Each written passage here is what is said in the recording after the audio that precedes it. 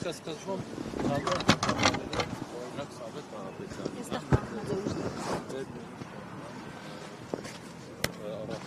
Այդ ընթացքում որևէ մեկը բան չի անում, հաջորդը գնում են ձերբակալում են մեկ այլ գործի։ Սկսվեց ամեն ինչ Բագրատ Սրբազանի եւ 18 արդարների ձերբակալություններից ու կանոնավորումներից։ Մենք տեսանք, որ ամեն քաղաքական ուժերը տեղից ինչ-որ ընդհանրապես դատապարտող հայտարարություն եւ սպասում են իրենց հերթին։ Դե հիմա այսպես հերթին սպասելով հասել ենք նրան, որ հերթը հասել է եկեղեցուն։ Եկեղեցուց այնքան ես չգիտեմ էլ ով է լինելու, բայց գիտեք այն հին անեկդոտի պես է, որ ծառի տակ բոլորի կենացը խմում են, հետո ծառի ճղների կենացն են խմում, հետո սկսում են տերևների կենացը հատատ խմել։ Հիմա հասել ենք նրան, որ իշխանությունը սկսելու է տերևների հետևից, այսինքն ձերբակալել ընդդիմության արդեն այլ կուսակցությունների ղեկավարների, հետո երկրորդ դեմքերին, հետո քաղաքագետներին, հետո լրագրողներին, այդպես տերև առաջ գնալ մինչև 26 թվականին կարողանան լուծել իշխանազավթման իրենց առջև դրված խնդիրը։ Շնորհակալություն։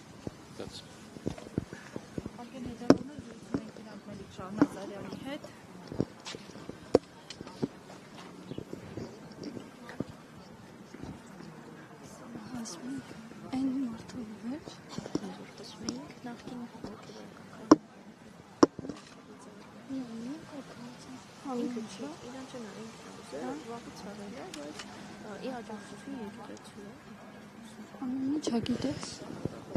Նիկողայս մեծազգային Ասեցիք, դա մասնենք գիտես, հաչես կարել, պարչել։ Գնամ վերեմ, պաղոտ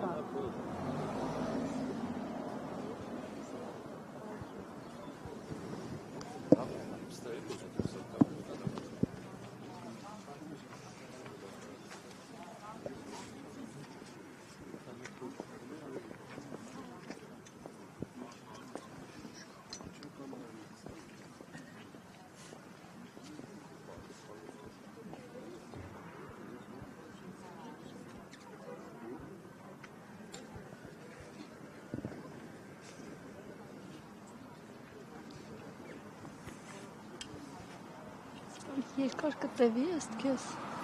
Հա։ Մինչև 3-4 սաատ, թե ավելի։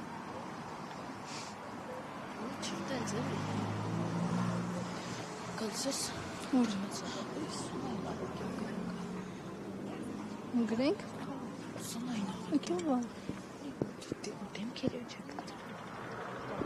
Չես չեմ ճանաչում, մեկն։ Կա գրել եմ։ Մանե։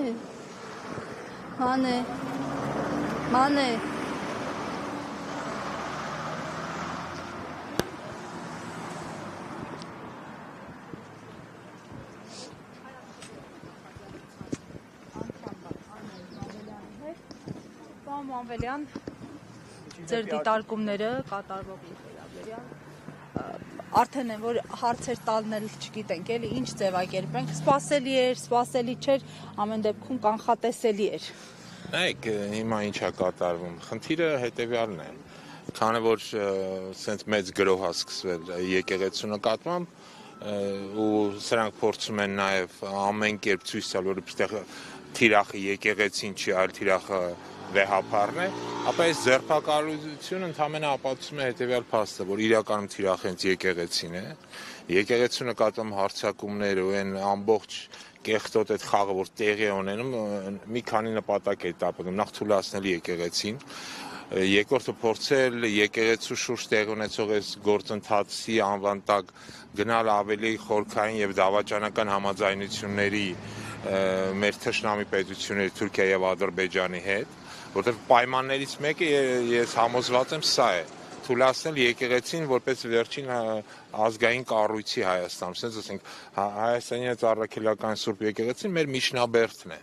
Եվ թշնամին, որը օկուպացրել է ամբողջ պետական համակարգը, այսօր ուզում է վերցնել հենց այդ միջնաբերդը։ Սա է խնդիրը եւ այս հարցի լուծման համար նրանք գնում են ցանկացած քայլի։ Աղծում են եկեղեցին, գնում են գտնում են մարդկանց, ովքեր պատրաստ են ստորագրել ցանկացած փաստաթղթի տակ, այն մարդիկ, ովքեր չեն համաձայնվում ասենց ասեմ, ծռվեն եւ իրենց իրականացնեն իրենց ասածը, ընդհանրապես ձերբակալվում են։ Նորից եմ կնում, խնդիրը դրված է թուլացնել եկեղեցին, խնդիրը դրված է հենց եկեղեցու աղմուկի նաեւ գնալ այլ ավելի մեծ զիջումների, որոնց պահանջը կա այսօրվա կառավարության առաջ, եւ սա ինձ է դավաճանական ծրագրի շարունակականությունն է իրենք։ Կանխելը հանգուցալուծումը դուք ինչպես եք։ Միակ հանգուցալուծումը ես տենում եմ իշխանափոխությամբ,